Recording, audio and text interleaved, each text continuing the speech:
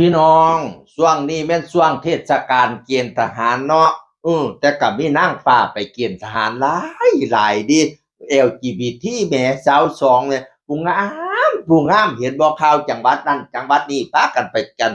กณฑ์ทหารเออแต่บ้านข่อยก็มีนางฟ้าไปเกณฑ์ทหารน้องลูกศรผู้งามนางฟ้าอำเภอนาดวังจังหวัดเลยพี่น้องเอ้ยนอกจากนางฟ้าไปเกณฑ์ทหารแล้วผู้เฒ่าก็ไปเกณฑ์ทหารเอาผู้เฒ่ายังคือไปเกณฑ์ทหารผู้ลางคนสงสัยเขาเอาแต่21 ปีผู้เฒ่าคือสิได้ไปเกณฑ์พะนะว่าอาพวงแห่งซ่านเราบันเทิงศิลป์พี่น้องเอ้ยเออโอ้ยใส่สิอันแต่งหน้าทาปากพุ่นได้ปากแดงจึงครึ่งปากแก้มแดงหุ่นๆว่าแม่นอันไฟท้ายรถอนาคตคือนางสาวไทยพุ่นล่ะแม่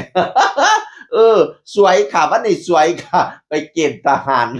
แต่งหน้าทาปากอย่างดีซุมื้ออยู่เอ้ยคันแม่นอยู่คะนานเจ้าหมากจ๊ะตัวเพิ่นน่ะนั่งเฝ้าตาหมากปานผู้เฒ่าบัดนี้ไปเกณฑ์ทหารย่านเขาว่าเฒ่าติแต่งหน้าทาปากไปอย่างดีพี่น้องเอ้ยแล้วก็เขียนโพสต์ว่าเมื่อชาติต้องการพะเนาะบัดนี้หัวหน้า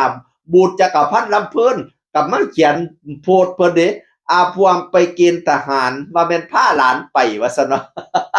เอารูปอาพวงขึ้นหน้าจอแล้วก็บอกว่าอาพวงไปเกณฑ์ทหารว่าแม่นพาหลานไปโอ๊ยว่าบาปเรา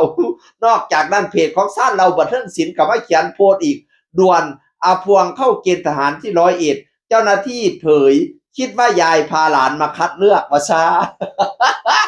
ฉันละเฮ็ดตัวเท่าหลายเฮ็ดให้เขาเข้าใจว่าผู้เฒ่าไปเกณฑ์ทหารคันนั่งเฝ้าเวทีนั่งเฝ้าห้านยามใดแล้วเจ้าหมากจ๊ะปานผู้เฒ่าเด้เพิ่นเอออันแต่ว่ายามขึ้นแสดงก็แล้วแต่บทรับแต่บาทนะก็ให้เล่นเป็นผู้สาวแล้วก็แต่งเป็นผู้สาว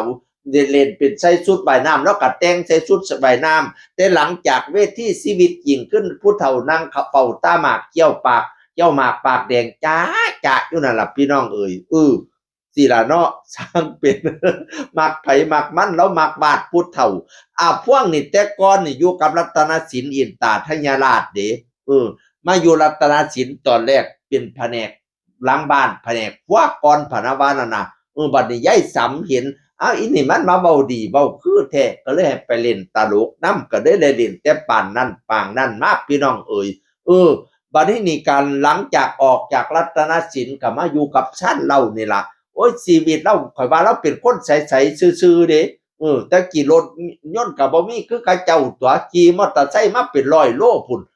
มาอันสำนักงานน่ะพี่น้องเป็นตารุตนชาติคือหยังนี่ก็ยังว่าเป็นใสๆซื่อ